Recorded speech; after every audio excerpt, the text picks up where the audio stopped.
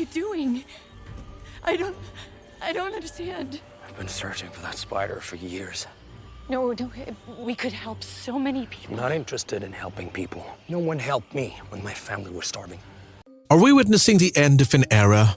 I knew he was gonna die. I think I'm seeing the future. New York City's a whole new level of crazy these days. The Marvel Cinematic Universe, once hailed as an unstoppable juggernaut, now seems to be facing its own downfall. Back in 2019, Avengers Endgame shattered box office records, but fast forward today, and the latest installment, Madam Web, is struggling to find footing. The movie Madam Web is a big flop for the Marvel Cinematic Universe, with Dakota Johnson portraying Cassandra Webb, a paramedic who gains clairvoyant powers after an accident. It's considered the worst comic book film ever made. The directing is terrible, the dialogue is awful, and the plot is bland.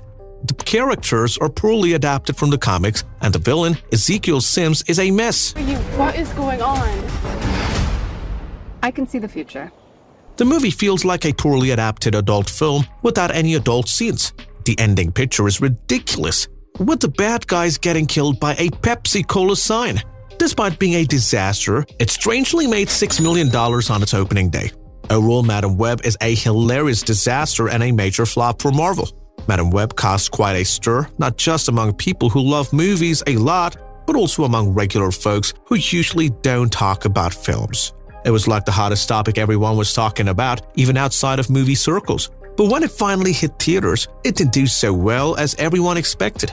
The first few days after it came out were not great. Not many people went to see it, and those who did weren't too impressed. In fact, some compared the other movies about superheroes that did so well, Madam Web did even worse. People who saw it only gave it a so-so rating, like a C+ cinema score, which is not great. This made a lot of people wonder why a movie that had so much buzz about it didn't do better when it finally came out. It's kind of like when you hear about something so much and you're excited to see it, but then when you finally do it, it's not as cool as you thought it would be. Even though everyone was talking about Madam Web and it seemed like it would be a big hit, it didn't live up to the hype. And when you compare it with other movies about superheroes that also didn't do so well, it's even more disappointing.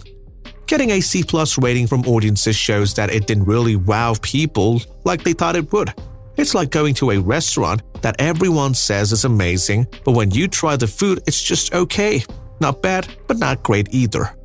So, despite all the buzz and excitement surrounding Madam Web, it ended up being a bit of a letdown for a lot of people. It's a reminder that sometimes things that seem really cool on the surface might not be as awesome when you'll actually experience them. And it's also a lesson about managing expectations. Just because something is talked about a lot doesn't mean that it will live up to the hype when it finally arrives. Let's take a step back and see the whole situation. It seems like Sony movies that use real actors might be causing trouble for the Marvel Cinematic Universe. You see, Marvel realized that they were making too many movies and decided to slow down a bit. But Sony, on the other hand, is doing the opposite. These movies from Sony might be adding to the confusion. People might not be sure if they're part of the same universe as the MCU or not. It's like trying to figure out if two puzzle pieces fit together, but sometimes it's not so easy. With Sony making more movies that are connected to Spider-Man, it's making it hard for fans to understand what's going on. It's like mixing up different ingredients in a recipe. It can make things messy. While Marvel is trying to take a breather and slow down their movie releases, Sony is going full speed ahead with their Spider-Man stories. This creates a bit of a problem because people might not know which movies belong to which universe. It's like having two different TV shows with similar characters but different storylines. It can get confusing. In the end, Sony's approach might be making things more complicated for fans who just want to enjoy their favorite superheroes without getting mixed up. It's like trying to untangle a bunch of wires. It takes time and effort to sort things out. And with more Spider-Man movies on the horizon, the confusion between Sony Universe and the MCU might only get worse. For people who really love superheroes, they might understand the difference between the Marvel Cinematic Universe and Sony's Spider-Man movies.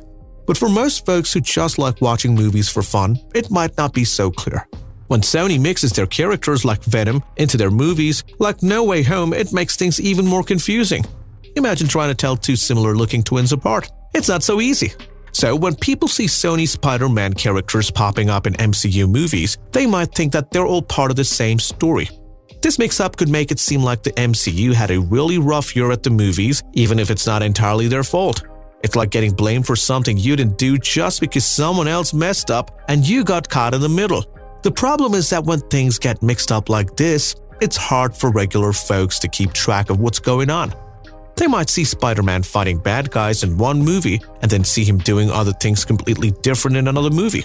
It's like trying to follow a complicated plot in a movie when you keep getting interrupted. You lose track of what's happening. It's not just about how many movies are being made, it's also about how good those movies are. Sony's recent attempts to expand the Spider-Man world, except for the animated ones that did well, haven't been great. Movies like Madam Web and Morbius don't really have what it takes to be memorable. They feel like they've been changed a lot by the studio, almost like they're not even the same movies that they started out as. This can leave people feeling confused and wondering what went wrong. When a movie lacks substance, it's like having a sandwich with just bread and no filling. It's not very satisfying.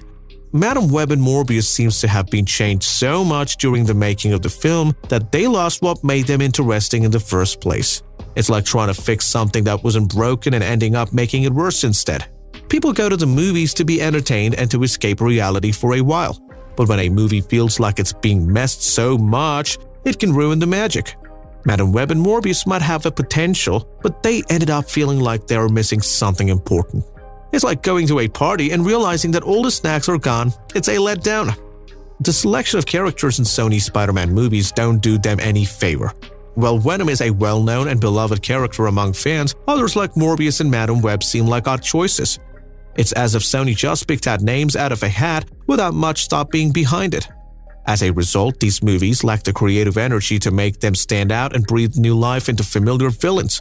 Instead of offering fresh and exciting takes on these characters, they feel uninspired and forgettable. Without strong and compelling characters, these movies struggle to capture the audience's attention and imagination. Morbius and Madam Web might have interesting stories to tell, but without the right characters to drive them, they all fall flat. It's like trying to build a house without a solid foundation. No matter how fancy the design is, it's bound to collapse. For Sony's Spider-Man movie universe to thrive, they need to carefully choose characters that can carry their own stories and resonate with audiences rather than rely on random picks that fail to ignite interest. At a time when even Marvel Cinematic Universe has encountered criticism for producing less than stellar films, Sony's misstep only exacerbate the issue. As audiences already grapple with disappointment from the MCU's projects, Sony's failures contribute to a growing sense of disillusionment among fans. Rebuilding trust with viewers becomes increasingly challenging, particularly given the ongoing confusion surrounding Sony's Spider-Verse and its relationship with the MCU. This confluence of factors create an uphill battle for both Marvel and Sony as they strive to regain audience confidence and deliver compelling storytelling in the crowded superhero movie landscape. So, what is the solution? Perhaps it's time for Marvel to make the distinction clear, both in marketing and through their projects. While it's uncertain how much of an impact Sony's missteps will have, it's worth discussing.